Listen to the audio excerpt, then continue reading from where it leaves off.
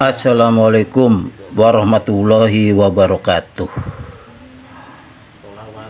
Di kompleks pemakaman Mbah Mukoyim yang lokasinya ada di Desa Tuk Karangsubung, sekarang kecamatannya Lemah Abang, itu ada makam Mbah Mukoyim. Ya jelas. Kemudian putrinya yaitu Nyimas Nurhayati dan cucu menantunya yaitu Raden Mutaat. Cucu menantu tuh bagaimana sih Min? Maksudnya jadi Mbah Mukoyim punya cucu. Nah, cucunya tuh nikah. Nah, nikah dengan siapa? Yaitu namanya cucu menantu, itu Raden Mutaat. Nah, ini lokasi dari makam Mbah Mukoyim. Ini kita lihat dari bagian depan. Makamnya alhamdulillah bersih, walaupun bentuknya masih sangat tradisional, primitif dan sederhana. Insya Allah berdasarkan informasi dari juru kuncennya, nanti tuh Pak mau direhab ada 3 tempat. Yang pertama tuh di makam Pangeran Muhammad yang ada di Luwung tuh Pak, Kecamatan Mundu. Nah, itu kan sudah dibangun. Kemudian yang kedua ada di itu kompleks makam Kiai di Buntet, itu juga sudah. Nah, nanti tuh yang ketiga tuh ini. Siapa Mam yang mau merenovasi? Ada orang yang sukses, mungkin santrinya Mbah Mukoyim atau kerabat dekatnya yang dari Subang. Jadi mudah-mudahan dalam waktu yang tidak terlalu lama lagi ini akan menjadi bangunan yang megah dan juga bersih. Nah, ini terus kita mau membahas Mbah Mukoyim. Enggak, Mbah Mukoyim udah dibahas kan, rame, jagoan ya, sakti mandraguna, di samping juga seorang mufti dari Kesultanan Kanoman. Tapi ini masih ada kaitannya dengan Mbah Mukoyim, dan lokasinya juga dekat dengan kompleks makam Mbah Mukoyim, masih di Desa Tuk Karangsubung. Nah, ini kita memasuki lokasinya nih. Suasananya nampak kebun cukup luas. Luasnya 2 kali lah dari makam Mbah Mukoyim ya, yang ada di dekat rel kereta api. Ini makam siapa Min? Kalau tulisannya tuh namanya tuh, ini kompleks makam dikenal juga namanya Muara Bengkeng. Muara Bengkeng. Tapi populer juga masyarakat mengenalnya tuh kompleks makam dari Mbah Ardisela. Ada juga yang mengenalnya itu Raden atau Pangeran Rustam. Mungkin banyak sahabat Mimin yang bertanya, dan bukan hanya sahabat Mimin, orang daerah Tuk Karangsubungnya juga tidak sedikit yang bertanya-tanya, ini Mbah Ardisela atau Pangeran Ardisela itu siapa? Kok kenapa makamnya ada di sini? Kalau namanya Pangeran, itu kemungkinan besar adalah keturunan dari Kesultanan Cirebon, bisa Kasepuhan, bisa Kanoman.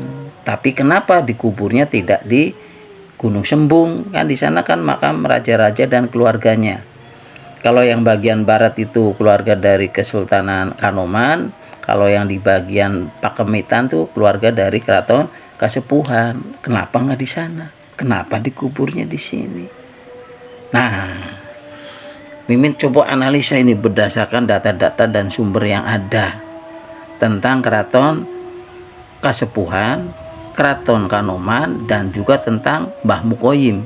Karena ini pasti nggak bisa lepas kaitannya dengan Mbah Mukoyim.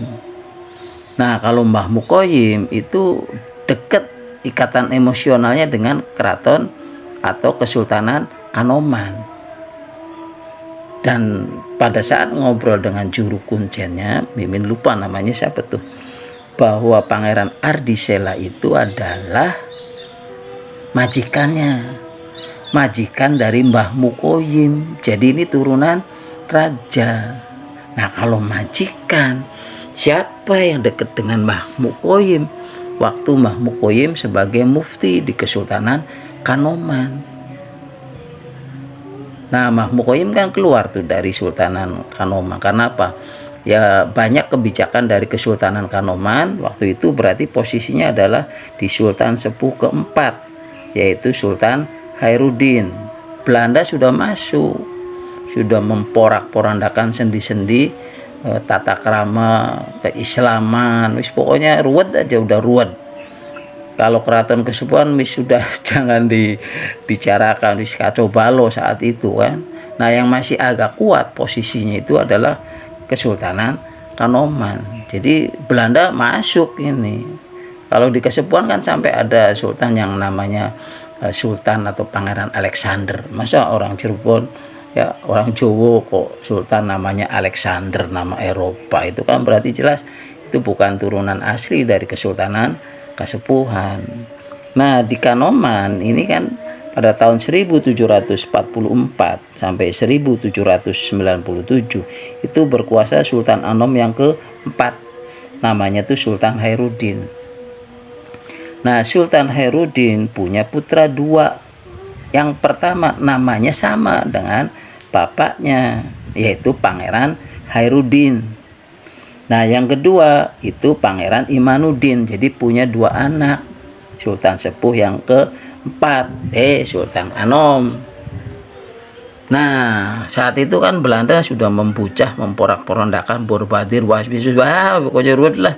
Wis. Nah, di Keraton Kanoman juga akhirnya tercemar, terintimidasi, terprovokasi, terpecah belah lah ya kondisi di dalam Kesultanan Kanoman sendiri. Nah, melihat situasi yang nggak nyaman ya, itu tuh mufti dari Kesultanan Kanoman yaitu Mbah Mukoyim tuh keluar. Udahlah, ruwet angel wis, nah percuma nasihat, petua, petunjuk, sarannya juga nggak pernah didengar. Jadi keluar dia mendirikan pondok pesantren Buntet di Sungai Cimarati. Jadi sebelum posisi yang sekarang di Buntet. Nah, saat diketahui bahwa Mbah Mukoyim keluar dan mendirikan pondok pesantren, ini kan ancaman berbahaya, di bumi hanguskan tuh, dibakar pondok pesantrennya. Nah, pada saat Mbah Mukoyim keluar, kan di situ juga kondisinya udah kacau, terjadi pemberontakan yang cukup sengit yang dikenal dengan perang kedondong di Susukan. Nah, salah satu aktor dari pemberontaknya itu adalah putra dari Sultan Anom yang keempat, yaitu Pangeran Khairuddin.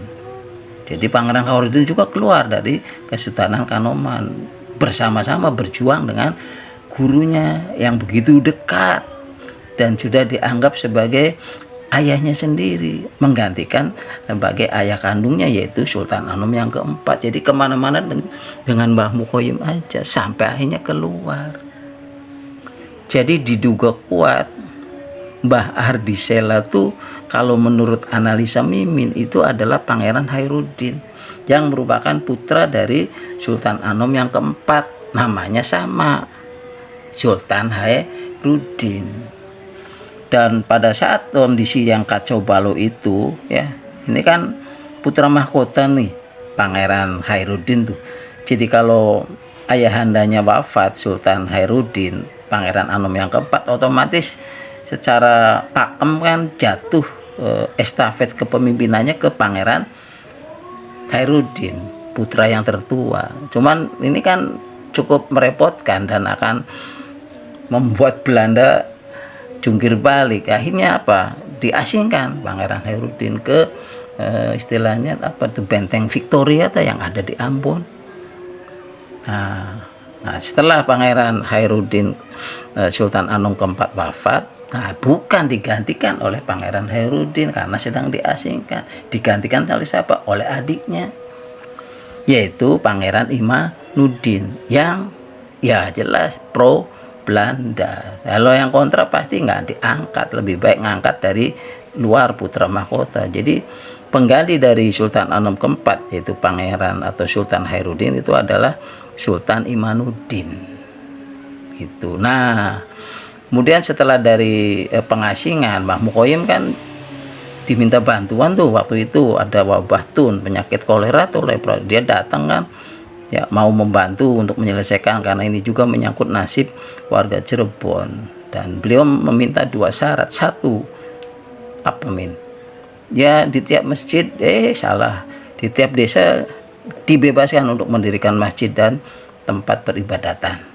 Yang kedua, ini Pangeran Khairuddin yang diasingkan ke Ambon harus dikembalikan. Nah, akhirnya singkat cerita Pangeran Khairuddin kan balik. Tapi di Kesultanan Kanoman sudah ada pejabat teras sebagai sultan, yaitu adiknya Pangeran Imanuddin. Nah, Pangeran Khairuddin ya anaknya baik, soleh, udah nggak maksakan untuk menggantikan posisi adiknya. Dia mengalah, berjuang ya di jalur hukum, berjuang di jalur agama bersama guru ngajinya, muftinya, ya ayahanda kesayangannya, pengganti dari ayah kandungnya, yaitu Mbah Mukhoyim. Ya, makanya Pangeran Khairuddin sempat mondok di adiknya Mbah Mukhoyim. Ada pondok pesantren namanya Pondok Pesantren Pesawahan, daerahnya Sindang Laut, naik ke atas tuh ke Asem. Nah itu di situ, dan juga bertemu akhirnya dengan Mbah Mukhoyim, dan Mbah Mukhoyim bertekad kuat, kita tetap bersama untuk berjuang gitu, sehingga akhirnya ya nyaman dengan Mbah Mukhoyim. Sehingga Pangeran atau Mbah Ardisela itu berdasarkan analisa tersebut nampaknya itu adalah tidak lain dan tidak bukan itu Pangeran Khairuddin, ya putra mahkota dari Kesultanan Kanoman, putra dari Pangeran atau Sultan Anom yang keempat itu. Jadi lokasinya dekat. Jadi kalau istilahnya dari arah Kecamatan Lemah Abang masuk ke daerah nanti mengarah ke Tuk. Nah, yang Pangeran atau Mbah Mukhoyim itu posisinya itu sebelah kanan jalan setelah rel kereta api. Nah, kalau Pangeran Khairuddinnya sebelah kiri, jadi nggak jauh. Dan waktu ngobrol dengan juru kunci, ya juru kunci mengatakan bahwa di sebelah sana tuh Pangeran Ardisela, Pak. Pangeran Ardisela tuh majikannya Mbah Mukhoyim. Berarti ya tidak lain dan tidak bukan adalah Pangeran Khairuddin yang sempat diasingkan ke Ambon. Dan di makam Mbah Mukhoyim juga itu di situ ada makam menantunya yang merupakan istilahnya yang melanjutkan estafet dakwah dari Mbah Mukhoyim, yaitu Raden Muta'ad, ya cucu menantunya. Itulah pejuang tangguh kita, ya berani keluar dari kenyamanan, zona nyaman Kesultanan Kanoman untuk berjuang, ya membela rakyat, membela kebenaran. Jadi ya memang Keraton Kanoman, Keraton Kesepuhan ya istilahnya secara kasar tuh tidak baik-baik saja. Ada dinamika politik yang luar biasa. Makanya sekarang kan ada namanya Keraton Kacirebonan. Nah itu adalah merupakan keraton kerabat dekat dari Pangeran Khairuddin, karena ya lebih memilih untuk keluar dari keraton dan akhirnya membuat tempat tinggal, dan sekarang ditempati oleh berarti keluarga besar dari Pangeran Khairuddin. Dan keraton itu tidak memiliki kekuasaan politik, ekonomi, kebudayaan dan lain-lain, tapi lebih sebagai tempat tinggal. Karena kalau memiliki kekuasaan politik dan lain sebagainya, ini bisa berbahaya dan ancaman berat buat Belanda. Ya itulah petilasan dari Pangeran Khairuddin yang ada di Desa Tuk, Karangsuwung. Nah, di sini kita nampak ini adalah makamnya. Nampaknya makamnya tuh satu, tidak ada kerabat dekat atau pengawalnya. Pengawalnya tuh ada di sini di luar.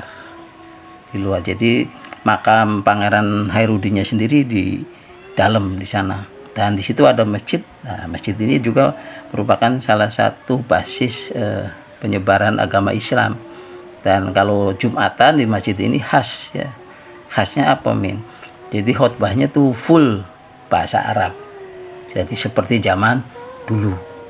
Dan Desa Tuk Karangsuwung juga unik. Ada beberapa nama blok apa yang aneh dan unik. Ini tidak lain dan tidak bukan pasti memiliki kaitan dengan sejarah tentang Kesultanan Kanoman, sejarah tentang Mbah Mukhoyim. Sehingga ini tidak aneh dan tidak usah bingung kenapa Mbah Mukhoyim kok makamnya nggak di Pondok Pesantren Buntet, tapi ada di Tuk Karangsuwung, karena ya beliau bersama-sama dengan Pangeran Khairuddin dari Kesultanan Kanoman berjuang dan tidak mengenal lelah sampai akhir hayatnya.